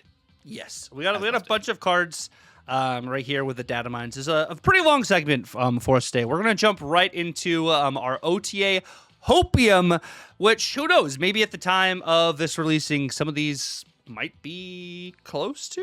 I don't even know.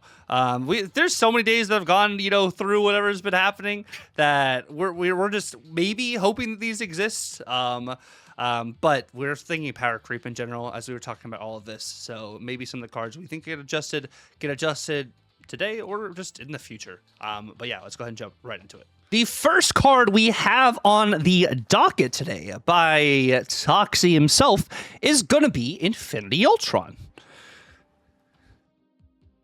What you got, Toxie?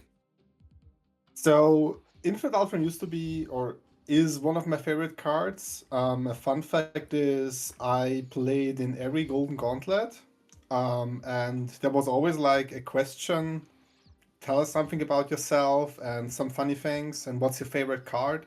And I remember for the first 2 or 3 gauntlets, I always put Infinite Ultron there as my favorite card.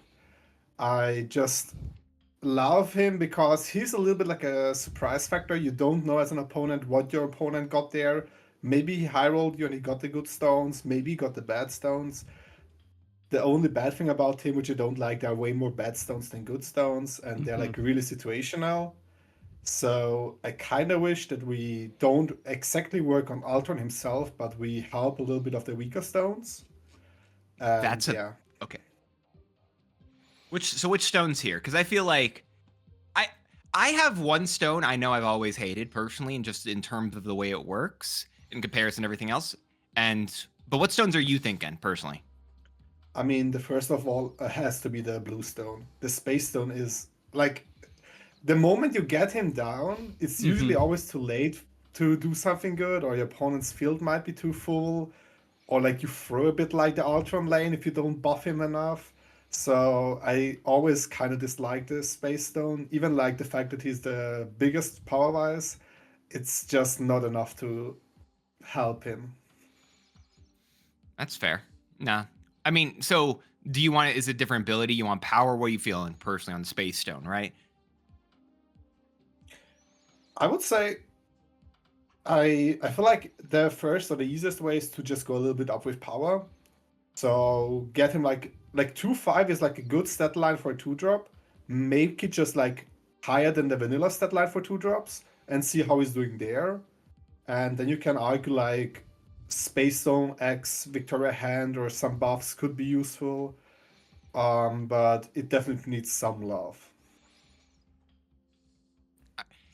I like, we said we are going to each bring 2 cards. Toxie, I do love the fact that Toxie has out, I think, potentially, I don't know how many stones you want, but you've brought potentially, 5 different cards-esque to buff. And I do absolutely love that. I mean, to be fair, Infinity Ultron is definitely a card that should probably get some love at some point. And yeah, Spain's. All right, I don't know if you want this one, but I'm going to pitch the Soul Stone to you.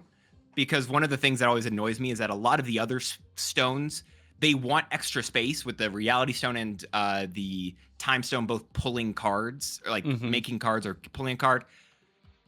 The Soul Stone sucks. I hate the way the Soul Stone works in comparison because, like, all right, if you want empty space for some of these abilities, then why do you all of a sudden care about me having more space? I just hate that stone. Well, you would play it last anyways with Soul Stone. Like, if you're playing your other stones down, it's the order you play the stones out. Yeah, true. But then, I don't know, it also changes the way you build up the previous turns for that final bit.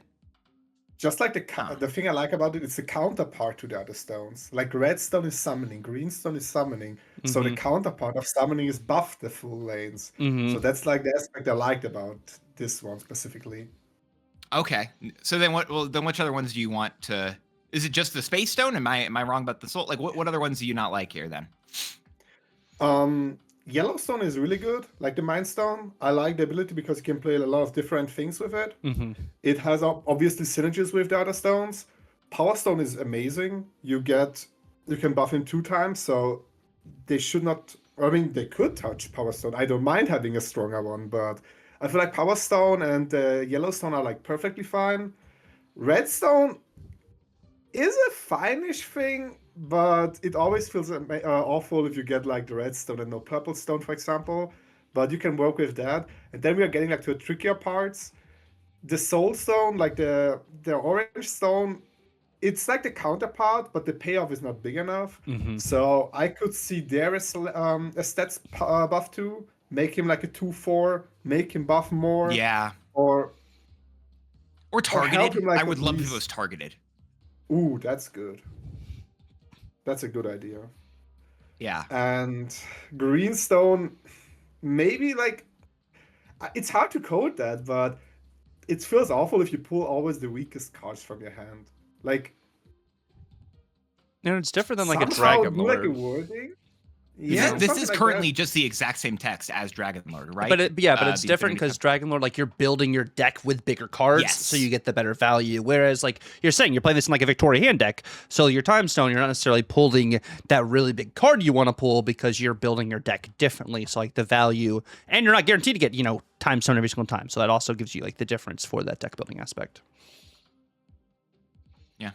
I like it. That's a good shout. Infinity Ultron should get some love. I like that. Honestly, give all the stones at least 1 more base power and just call it a day. That's the actual answer of what they do. Yeah, and then Dance, you have another kind of crazy card you want to get buffed too, right? Good old Rescue. Yep. Okay. So Rescue, Rescue is a card that's been very bad for a very long period of time. I don't think Rescue... I just don't think this ability works. But one of the things that we've seen them doing more so in Marvel Snap is giving power to other cards that want it more. I want Rescue to say on reveal, if you play a card at this location next turn, give it +5 power. Give the card played? Yep. You don't give it to her. You give it to someone else. Give the Iron Man that +5 power. I mean, that's what you do early game with it. But late game, you get to go with the Scarlet Spider. You get to put that with Maverick. You get to, like, there's many better options than Rescue late game. Give it +5. Listen, I understand it. +5 is too much, but also this card's been garbage for forever. I don't know. I say +4 minimum, sure. Because I don't think you can stay at 4/4 though, right? Imagine it's like a small card, like a 2-drop. 2-drop +2, so you can bounce it. Now that. But it's a 4-cost card that requires you to wait a turn to use it. So it's still like, it's not an easy thing to do many times. I like it as a cheaper card though. I think a 2/2 on the next turn, and then you can bounce it. That could be cool. Oh yeah, I think it'd be busted honestly there, and I think it has to stay a 4-cost because we've already seen how good power sharing is with stuff like Shu Lao. It would But anyway, I want only Rescue to only give buff it power. 2 times. It would only be a 2 times buff because it's always the next turn. So you bounce it back and play it. Mm-hmm. Okay, maybe it's fine. Maybe it's fine too. Cost. All right. But maybe Anyway, it's like a 2-1 instead of like a 2-2 or something. It would have to be 2-2 or 2-1 with a +2 there. Yeah. Yeah, no, I think that's a fun idea. Yeah. All right. I want this, but all right. So Toxie and I both we've gotten approvals thus far. Tuck, or is this where we disapprove? I got Man Spider going to a 5-0. Just make him a 5-0 to start. I don't think he needs a point of power on him. I love this, but I want to ask Toxie's opinion here, because one of the things when I've talked about this in the past personally is the thing I've heard most against it is don't give Mr. Negative this card. I don't think Mr. Negative still wants this card based off of just the way Mr. Negative works. And I don't think it's good for Mr. Negative. I think this is a completely fair one, but I really want to know, Toxie, like competitively or how do you feel about that idea? I feel like I could do a lot of crazy things with it as a 0 drop, because I can see myself doing, like, Man Spider likes Witch card a lot, stuff like Zola.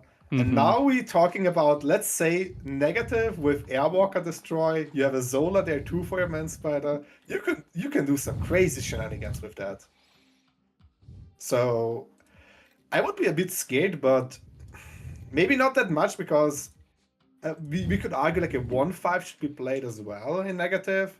And if negative is not playing a 1-5 Man Spider, maybe a 0 drop won't be that scary either.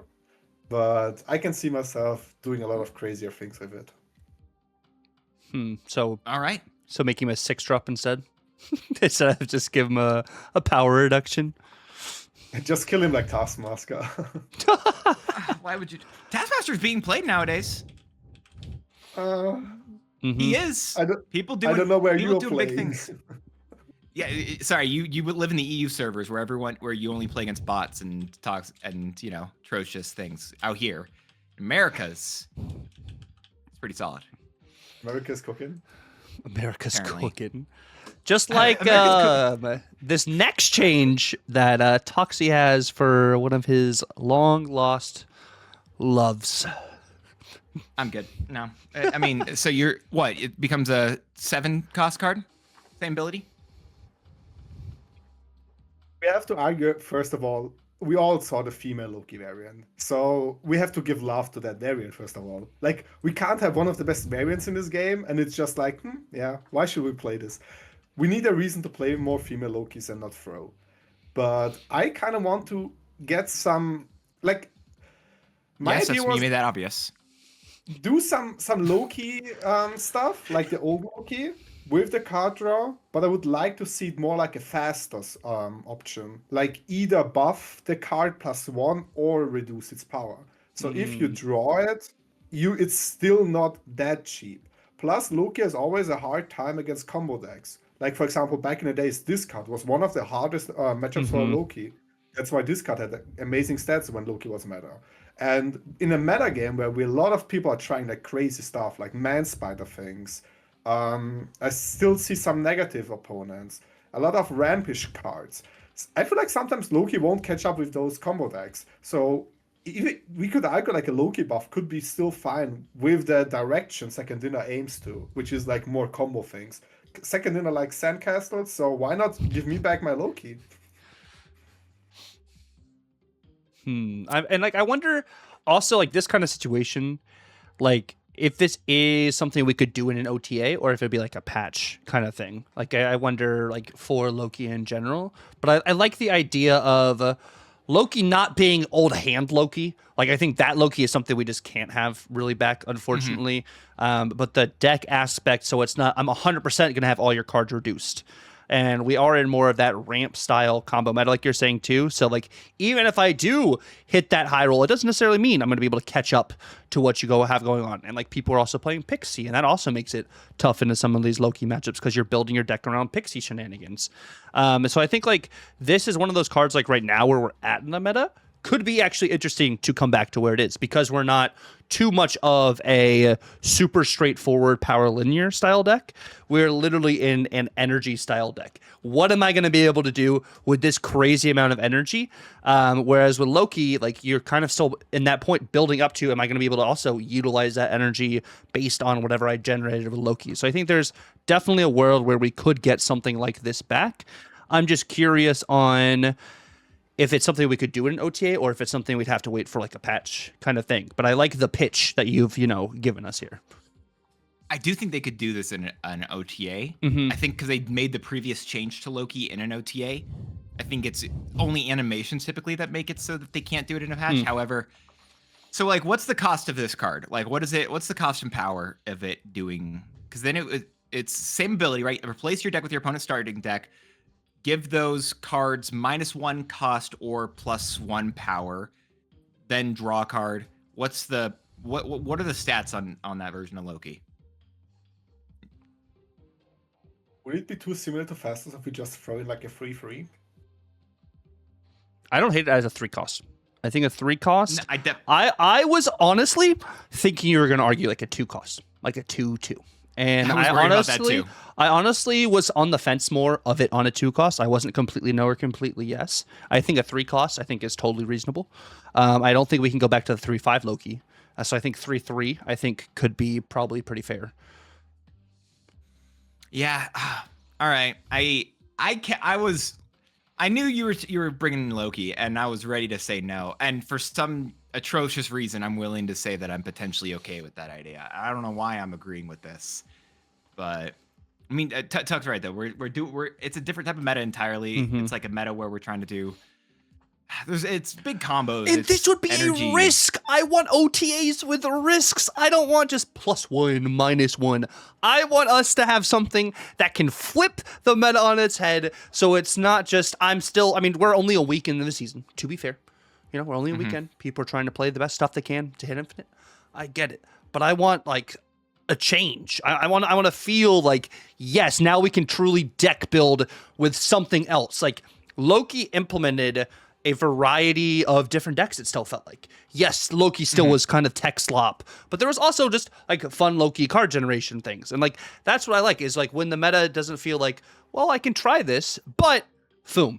Oh, I can try this, but Star-Lord. Like it just kind of feels like kind of that like right now at the moment. And I think I would say it here, like we were talking about how Shu Lao and Star-Lord, are 2 very strong season passes, and but I think this doesn't feel like a Shu Lao kind of meta anymore. This reminds me more of Pedro, like a Pedro style meta, which is different because Pedro is a 2 cost and Star-Lord's a 4 cost, but it's still like that extra energy and what's your opponent gonna be able to play kind of thing, the kind of like flexibility of it, opposed to the Shu being affecting 1 card pretty much. I mean, technically it's 2 cards because it was Scarlet Spider and a token.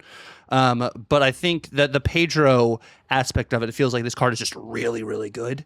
Not like maybe it is kind of breaking the game because we don't have anything that can stop the energy cheat, or just the extra energy, whereas we had Mobius with Pedro. But it's just one of those things where I think they've hit it. They're selling season passes, back-to-back seasons. They're going to be selling season passes and making money, which is good for them. For January, February, we're making some money. But it's just March is going to do it too. Yeah, March probably is going to do it too with the new text change and everything too. But it's like, man, this meta is just, it can be fun if you're the one who's, hitting the high rolls, but there's also points where it's like, man, I'm just seeing the same thing over and over again. I know I can play a variety of different things, but everyone else is not playing a variety of different things. It's still the same thing. It's just, I don't know. Snap's at like a good spot, I bet, for season passes. But for me, I'm just kind of like, okay, well, I wonder which iteration of Star-Lord I'm going to run into this time. Whereas at least with Shu Lao, I was like, I'm running into this version of Shu Lao every other game, so I can actually build around that. Whereas like Star-Lord, it's like Gambit Cannon's back, baby. Then you got Hela is back, baby. And then it's I'm dropping big powers, baby.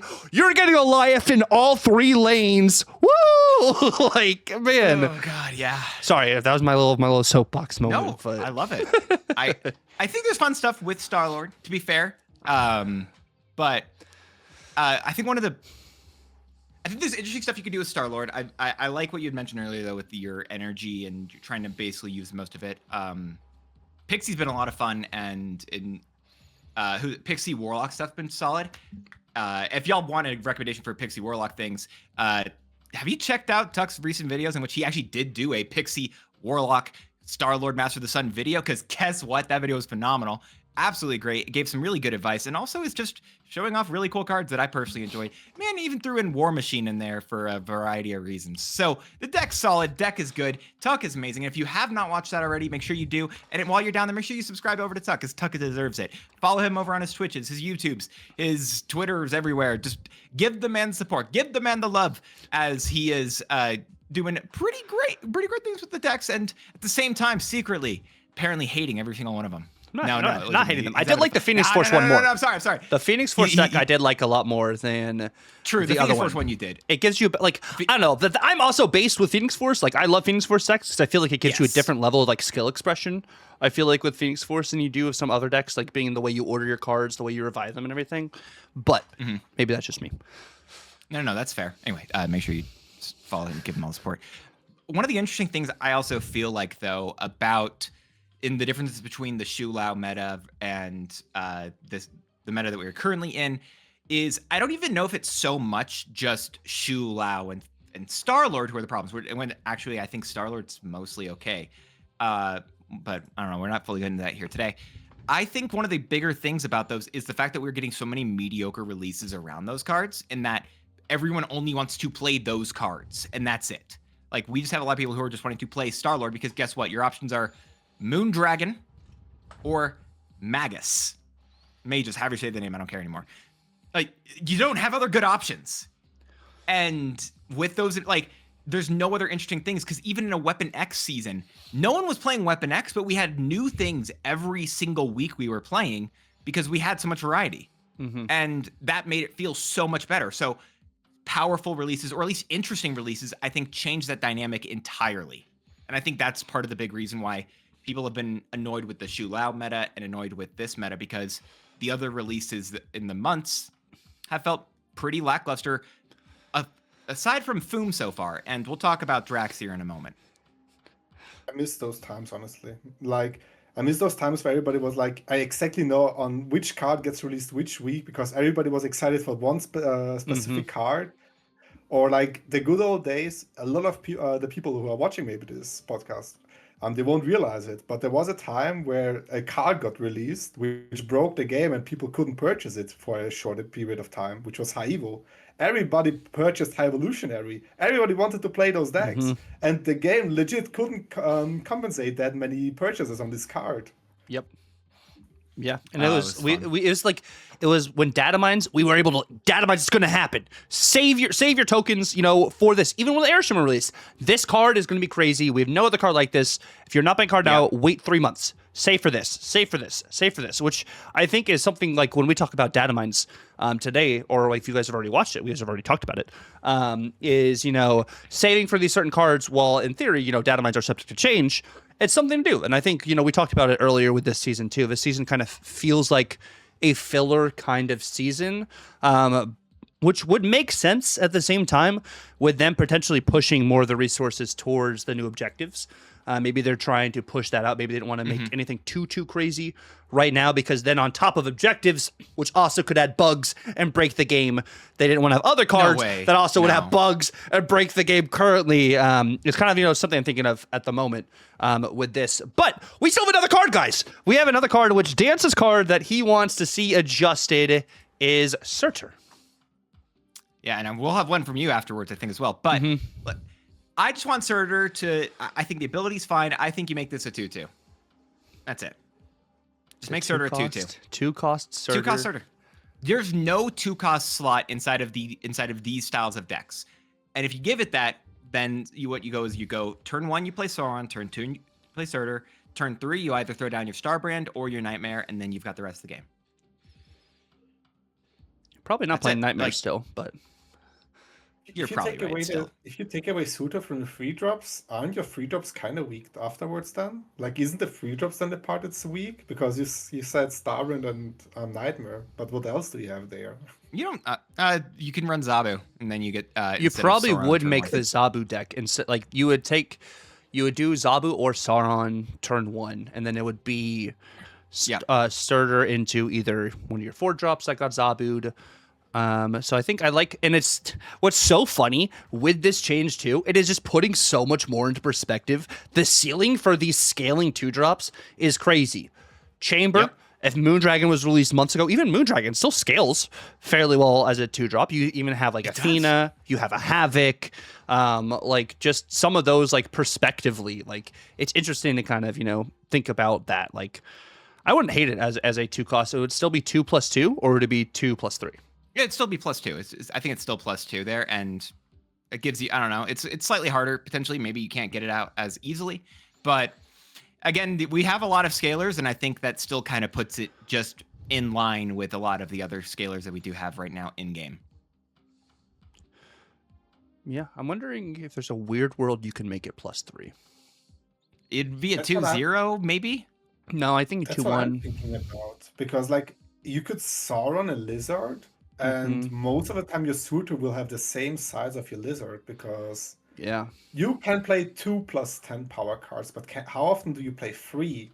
And then it's getting a You're little bit definitely closer. playing 3 or 4. Yeah, but I like think. still, you're Sauron. But the biggest thing is Scar trying to discount it, right? Yeah, I think you can do 2-1 +3, and then you have to play 3 10-power cards. I'm to get scared. into a 2-10. I'm scared of that. Maybe I'm scared of it though. I'm not gonna lie to you. I am scared of that. I'm not saying no. I'm just scared.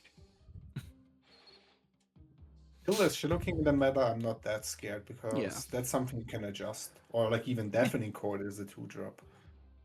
True. Yeah, Deafening no. Chord does have a way to. Yeah. Anyway, I like 2-1 I think +3. Surtur should get some love. I think 2-1 Surtur should get some +3. love. I'm fine if it's a 2-1 +3. But Tuck, how do you want to round us out here with the OTA? So I have a hoping very, very easy change. Very, very easy. And it's because I can think of one deck specifically that would love this. Okay. And I know I was getting upset about, +1, -1. I want Isan to be a 6/12. And so this card can actually get even better value in something like a Black Knight, which you always suggest I put Isan in my Black Knight decks. And I think this at a 6/12 actually would be much better for that standard in a Black Knight, with it using with the card generation, with an Iron Patriot, with a Valentina, and like being able to have it there at a better scaling point, opposed to, well, I Lady Sif to 6/10. This just like kind of sucks. But like I think this would be a better card, and also a lot of these different card generation decks, whether it is maybe a Victoria hand, you're actually maybe running this, and maybe you're also running this in that Chamber Luna Snow ramp deck, where you're also running, Nick Fury. So you have this, I think, at the 12 point, it shows, of course, power creep's a thing, but I think this at a 10 power stat line just still feels too weak. I think the 12 just makes a bit more sense in the current meta. I understand, and maybe it's too much, but I think this card would be honestly way more playable at a 6/12. I like the I don't idea. hate it. I always like the idea of him being a 5-drop, but 6/12 could be strong too. Yeah. Maybe a 5-drop would be too scary, because Irisham could plus jam it out on 4. Oh, that's why. Yeah. Yeah. No, all right, I'm down. I'm down. If it's too good, they have to bring it to a 6/11 or whatever. But still, like. But like, I would actually run this in like Black Knight, because I don't know. I think it would just be fun. I think this is one of those changes where it would be a risky kind of change, but it's not like I'm completely shifting the game on its head kind of change, putting this at a 6/12. Like, I think it like kind of opens the door a little bit to a large variety of different deck building, because this card is a card that promotes deck building, which I think is really cool, like fundamentally. So I think 6/12 Isan might be nice. Is it that scary though? Like, how good are created card decks? That's what I'm saying. Cards we create stuff? But Because I don't feel maybe- I wouldn't be scared about Isan, to be honest. But maybe Isan next month with some of these cards that get value with created cards. Yeah, I'm thinking about the Datamine cards that we got. Like, some of those are gonna make it feel. Oh, well, I'm interested. Oh, we'll see. But yeah, I that's my support one. this. That's fair. But I mean, there's a lot of cards. Obviously, we could talk about the things that we want. But one did just come out today. We do have the brand new Drex. Yes, we do have the good old Drex guy. Well, not old, new. It's very much new. But yes, not old Drex, new Drex. the Avatar of Life, which in case you guys did not know, released today. You maybe got the notification on your phone, or you have them right now. The 3-cost, 4-powered end of turn card. It gets +3 powered if your opponent played a card with more power this turn.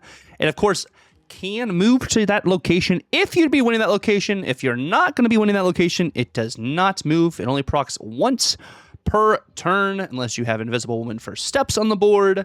And your opponent does have to play a card with more power, meaning if your Drax, let's say, gets buffed before the end of turn, it still checks at the end of turn, but if it's bigger than the card that was just played, it won't move or gain any power. So just kind of keep that in mind.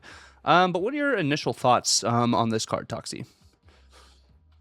Like that's like a conspiracy theory. They buffed Ram the last 2 seasons just to sell Drax to us. I smell something. It's been the long con. It's the long con with Drax. I love it. But I think I already had a great start with him. I opened Drax. I got 5k tokens out of the pack. Like, well, that's cheating. We're off to a great relationship. I think Drax likes me. I think he likes me. That's the way. That's the determination. If you get. Oh, that's dumb. I love it. The card's cool. You get boosters from a pack. The card is bad. You get tokens. The card is good. But that's how. That's good to know. I didn't know that's how it worked.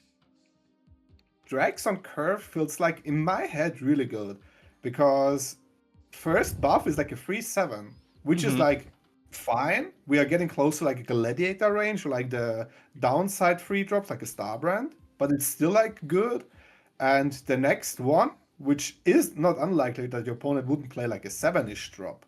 Yeah. It's already a 3/10. And at that point, you can select, you get a 3/10 for literally doing nothing except of playing on curve on 3. If you get it late on, it will get weaker, of course.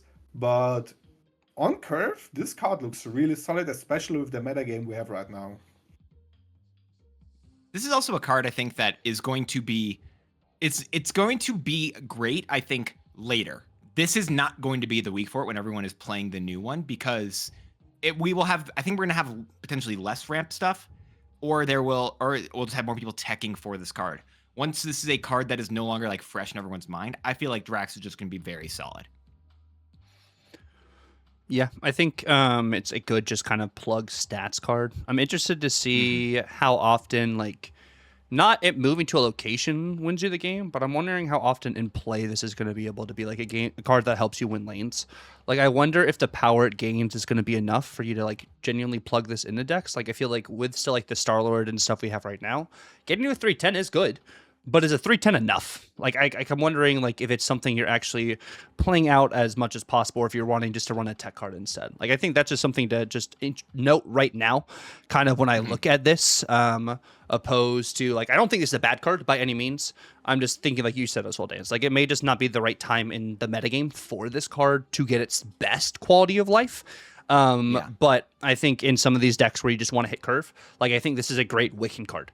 Like, I think you have this on the board and you're not upset about it. I think, of course, the biggest downside, it depends on what your opponent plays. Like, if your opponent is playing like a mid-range deck, this does nothing. But like if your opponent is playing cards, you know, that get more than 5 power, more than 7, more than stuff like that, like you're going to get value from it. But you're just, of course, still trying to fight for other lanes, and it moving to another lane can, you know, throw things off.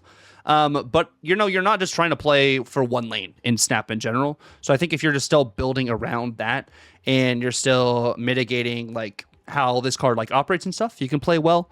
But it's definitely something that you and your opponents are thinking about the entire time while this is in play. Is it going to move and contest this lane so then I can fight for another one?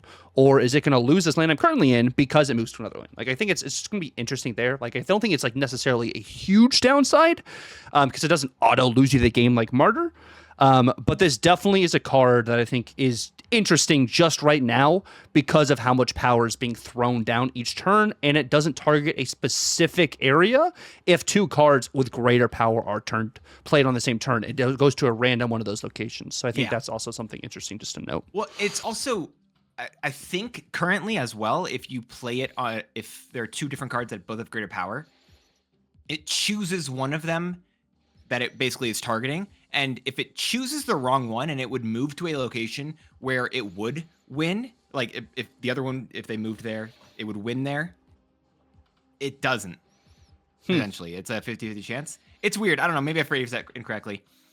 But there's weird stuff with Drax in addition to all that other, in all the other jazz there. And another big thing that was mentioned was like, yeah, this is an end of turn. So if they played a card, let's imagine they played a Kitty Pryde. Kitty Pryde only has 1 power or whatever base, but then they play Shu Lao afterwards. Your opponent did play Kitty Pryde, and now she has greater power than Drax at the end of the turn is when he is checking this stuff. So that type of stuff. I think you mentioned that earlier, but I'm just reiterating because I saw confusion. You explained already that. around No, you that. explained that way better than I wasn't thinking of something like that. I was thinking like Drax gaining power himself and then checks. True, that also. So you explained that both. really well. Yeah. You did it well. Hey, both things happen, but there's also, I think, some fun there's a lot of different ways we can use this card, and I think it's going to feel very plug and playable into specific decks right now, but I also think, like you mentioned, it's going to be just a good card in a lot of piles later on. Yeah, and I think we actually have 3 different lists for this card itself, and I'm about to show them here on screen for us. And of course, we have the beautiful ToxicSoulKing's deck here to start, or you might know him as Toxic Diva on Snap.fan. What we got going on here, Soul King? So I went for a deck where I thought like we'll have a decent shot against like popular decks nowadays. Like I feel like people are sleeping right now on Supergiant because what is Supergiant able to do? Stopping your opponent from his turn 5. Yep. So you can just, if your opponent is doing like his Star-Lord stuff and you're doing Supergiant, he can't do his Zola, his Grandmaster, his Epsman, for example. So Supergiant is always nice. Plus, I feel like Supergiant is one of these niche cards which always needs like a specific meta to shine. But if you're good in this game, if you understand like your opponent's deck, if you understand like how Supergiant works with different cards like NTW, you will have a lot of fun and success with it. And I feel like right now we are getting again to this meta where people should play Supergiant because you can make your life really easy. Like if you're bored of Star-Lord stuff, slam in Giant. Yeah. And I think also like something you want with some of these Supergiant decks too is potentially to have Prio going into like turn 6. And Drax Avatar of Life is one of those cards also that can help you be a scaler. If it moves to like the location where they play the card before turn 4, it could potentially also, help you have priority because you'd be winning that location. So then you only really have to be winning another location or just have more points of power on the board. So you have that priority going into turn 6. So I think that definitely is also like very impactful for this style of deck. So I think that's a good choice there too. No, it's very fire. It'll do a lot of good. There's weirdness potentially with the Supergiant in terms of you don't get end of turn triggers under Supergiant, but I like that for setting up for turn 4 so that Drax, if they play something bigger before then, will probably give you a winning setup into turn 5, 6. Yeah, there's a lot of good stuff here. I like it. It's pretty cool. And I think something interesting too, like with this as well, is like I think on average, like of course you want card to go big as possible, but I think with Drax in general, you don't have to get this card to above 10 power. I think if you get this to 10 power and it, wins the locations it's at or the other location it goes to, you're kind of totally cool with that. 13 power is, great, but that also means your opponents are playing really huge cards in general, and you have to contest a variety of potentially different lanes with that there. So I think getting to that 310 stat line, even in like Dan said, you're not necessarily going to hit that turn 5 play with that end of turn, but like even if you just get Drax to a 310 at the end of the game, that can still like help win you the lane, and you have Ronin to do stuff. So like I think there's a lot of just good ins and outs with this card in general. Whereas when we go to some more of this end of turn style stuff, we have Dance's deck over here. Yeah, I mean this is just a solid big card for end of turn style stuff. If they play Supergiant, I don't know, you just retreat, I guess. But you also could just use other options as well. And I've really been enjoying this deck actually personally. And this has been the one I've been playing most. I've actually been playing Lockheed instead of Drax because I got the new Lockheed and I was just excited to use it. But I also understood like this is a card I'm going to be swapping out. And Drax is just a way to counter that really big stuff. And then especially if you can re-trigger him if they play something really massive, Visible Man is just going to let him keep getting +3 if they played something bigger. And then eventually, potentially, he'll just move there to win the game. Very nice. Yeah, I think this is a good style deck. Like you run in the Supergiant, it's kind of like those rough, matchups for you and everything too. But also, like, if you actually do want to see this deck like in action too, Dance will be probably posting a video on this deck, which you guys can check out down in his YouTube, which will be down in the description below. And he might also be streaming this live after he's posted the video. I don't know if he'll be streaming today or tomorrow, but there will definitely be some Dance streams down in the description below if you check out his Twitch for some great Marvel Snap content where he does a lot of his YouTube's like videos based off the decks he actually does on stream, where he talks over the play lines, gives you live reactions on why he's playing cards this way or why he's reacting this certain way as well. Definitely check out Dance's Twitch for that info, as well as some variety content. Dance will be doing some variety, either reaction content or still some of those Sussy Among Us kind of games as well. You guys should be checking out some of that, as well as his Twitch, when you'll be notified when he is posting videos and these deck guides, as well as he probably will have an OTA video on Thursday to help you break down the OTA, as well as some decks as well. Make sure you guys do check Dance out. His info will be down in the description below.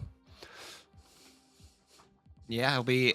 I think this will be fun. I'm not certain if I'm gonna go with this one, or there's also Aurora stuff I want to mess with, and I don't know which one I do want to go fully with in the end. But I don't know. That's future Dance to decide. I don't have to worry about that right now. What do you got though, Tuck? So I was talking about Wiccan, and I think like a Wiccan shell using. I haven't been an avid fan of like Merc Ball, but I think we're in another place again where you can do Merc Ball things.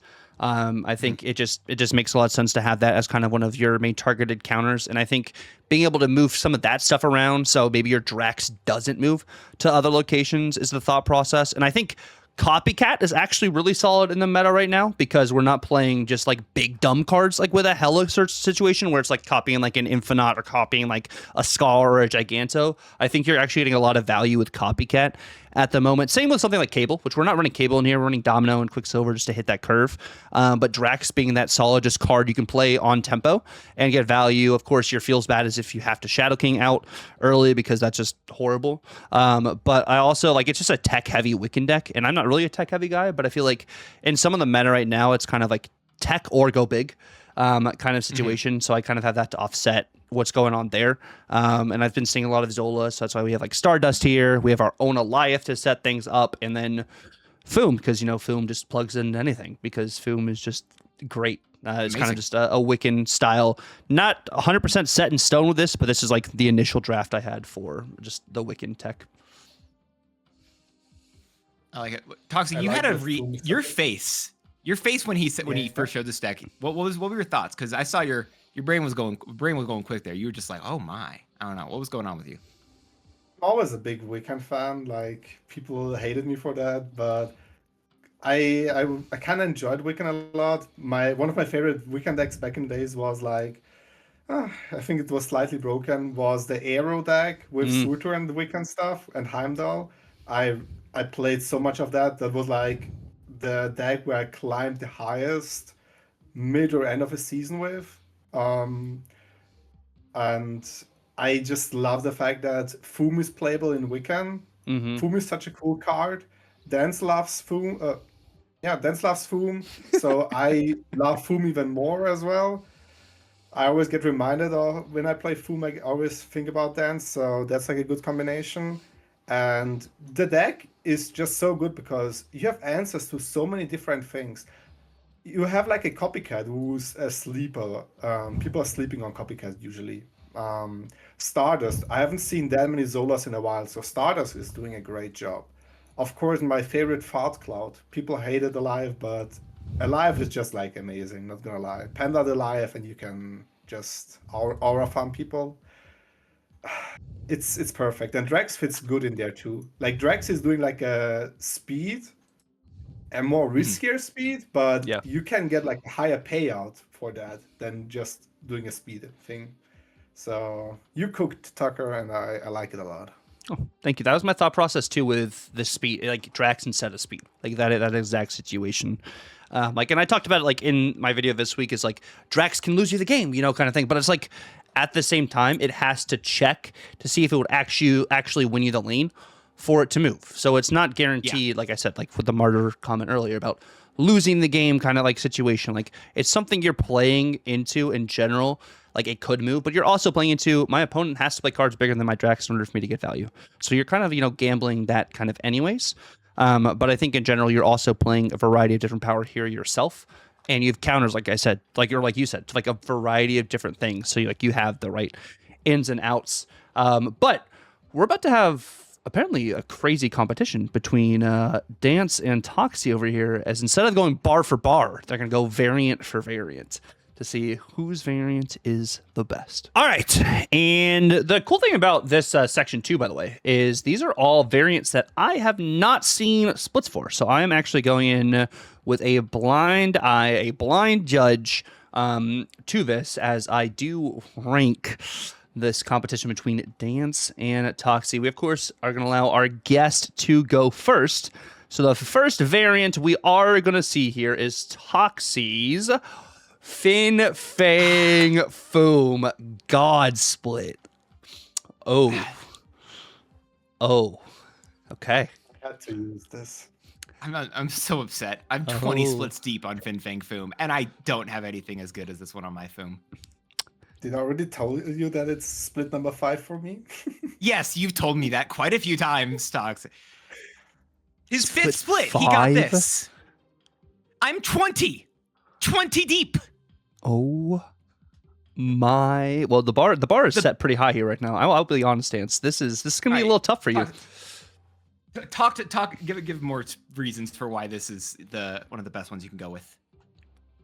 So I just have a special relationship with this because there's a story behind this variant, and I don't know if I'm allowed to say the story behind the variant, but it's a little bit connected to Dance. So I don't think I'm not stopping anyone from saying anything. Whatever you would like to say. Dance posed as Fin Fang Foom, and they took this picture. Yeah, that's true. That's the reason. That was how we were helping a little bit of that with Dance with the Foom thing, and he did the video for Foom for the official Mouse Snap channel. So as a present, I got this one variant from Dance. And I just love the fact that there are like variants or cards in this game where I have like a deeply connection with, not because like I won a lot of games with, but when I see this Foom, I exactly have to think about Dance. And I feel like it's something cool to being like in a position where I just have the ability to being connected with nice creators, nice people with cards. So that's the fact that this card liked me so much that I got this one for a 5th split, and it didn't even show you what he was at the 4th split. So it's just magical. And doing a podcast with Tucker and Dance, I had to choose the Dance variant as well. Dance, I think that you're in a very deep hole now. I'm in a horrible spot. I didn't know he was coming out. The emotional connect. God, all right. Well, that's yeah. I don't think I'm gonna win this first round, but it's okay. I'll be okay with that. What do you got going on here, Dance? Ooh. I really do like this Iron Patriot. I actually think that one of my favorite reasons I went with this one is just because I think Iron Patriot's a card that I've struggled with trying to find a good split for a while, and I got Refraction, and I realized the Ring Gonzalez actually is kind of fire here. I don't have an emotional connection to this one. I don't have any amazing backstory like Toxie does, but I just really love the way this guy looks. And also, again, this is a very cool one that I can generate other copies with, and that's always an absolute win in my book. Yeah, this is an absolute... This one... Tuck, which one wins between these two? Mine, so I do like the Refraction with the red Kirby. Looks really good with the Iron Patriot. Of course, Toxie does win this round, but I do want to say that this is a really good split, though, for Iron Patriot. I think especially with him, wearing a chrome / just, metallic kind of suit, too. Like, the Refraction works really well with this, and the red Kirby is a great complement as well. All right, Toxie, take the win there. Take the win.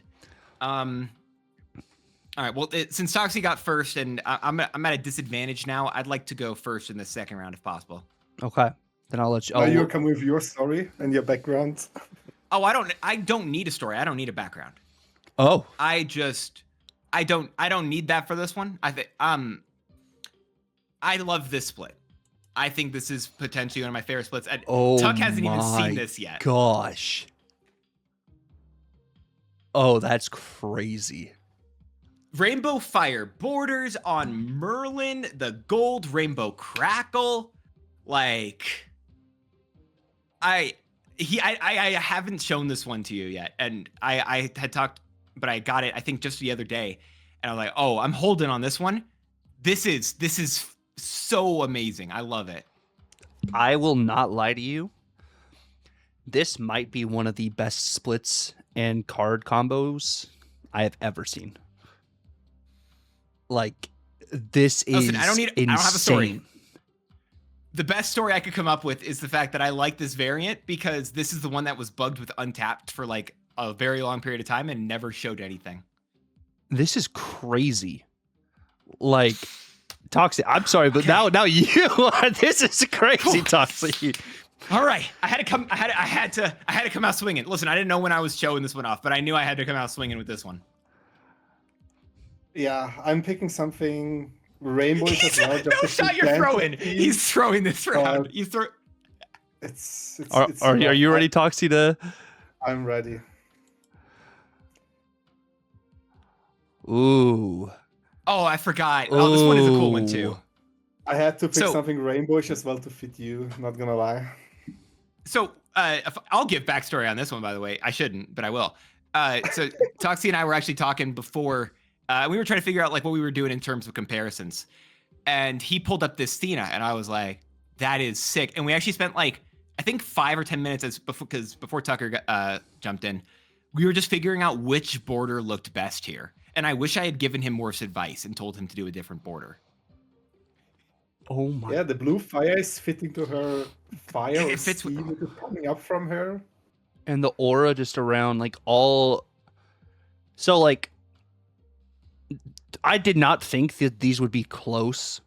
Like after I saw Dance, I was like, "There's no way." But like, these are so good. I wish they weren't in a competition against each other because of just how perfect they are. I do think that Dance's does edge it out and wins the round, but I love the blue fire border with this Thena because I would not have thought blue fire at all with Thena and like in almost any variant, but with this one especially with the animation, it just goes so perfectly. Same with the rainbow crackle. Like if you look at the back of her shield too, it looks like it has rainbow going on even before like the Kirby itself. Like it's like kind of looks like the Northern Lights a little bit. It's like, you know, radiating out of her suit. Yeah. So like this is an amazing split. But I do think that the Merlin is just a hair better. So it's not a clean sweep here for Toxie. God, made me fight. I thought that was in the bag, Toxie. He made me sweat a little bit. Forgot about that one. Yeah, no, that's insane. Now, this is are we just doing 3 or are we doing 4? I think we only have 3, so someone wins here. All right, so this is for all the marbles here. Tuck, who you want to go first? The guest has to go first. Toxie has to go first. Hit it, Toxie. I had an idea which one I want to go, but since it's you're not changing it now. No, he's not changing it now. I have to go for That's unfair. One. No shot. He changed his plan. Wait, I don't even know it. I did saw the Iron Patriot though, so you changed the Iron Patriot one. I did? Oh, okay. Never mind. All right, are we ready, Toxie? So, since it's a draw, I have to go for my Joker, and you can show it now. It's the puppy eyes. Oh, I forgot about this one. Okay, so Tucker, tell this poor dog he could not win. Oh Again, before you got here, Tuck, I'll give you a backstory. He said, if I come out and I'm losing, he said, I'm gonna bring this one out with the puppy dog eyes just to guarantee so that Tuck is forced to say no to puppy dog eyes like that. Is insane. That's crazy. You're pulling out all the traps here. Rainbow again. It is rainbow. Just for the rainbow theme. Yeah, listen. That's fair. But I'm gonna say, Rainbow Crackle doesn't need to be all. Isn't all that every single time. Sometimes there's a very specific combo feel you can get from the whole thing, and there's no rainbow, but the gold, and this is gold metallic, which is rarer than gold regular foil, with the purple crackle, and this is the only border only 2099 border I've ever used because it hit so perfectly here. Listen, it doesn't have to be rainbow in order for it to still be a banger. Oh my gosh, that looks so good. And the smoke coming from like the city behind too, and then you also have the lighting on it itself. I'm gonna have to say no to the puppy. You're breaking the poor puppy's heart. I'm gonna have to break. You have to show the puppy on puppy's screen in heart. order to say no to it. I think that has to happen, unfortunately. I think, as much as I love mine. Lockjaw. Now we have to animate like some tears in his eyes. I'm so. We're not that high professional. I am Toxic, calm down, okay? so sorry, but like, this is crazy. Mm-hmm. Oh my word! The gold metallic is, I love it. It's one of my favorites. Yeah, no, Gold Metallic's one of the best mastery. But like, with the Tokyo background, and then like, since it's gold too, you can still see like the lighting on Jubilee itself. This variant too was also just incredible. Oh wow.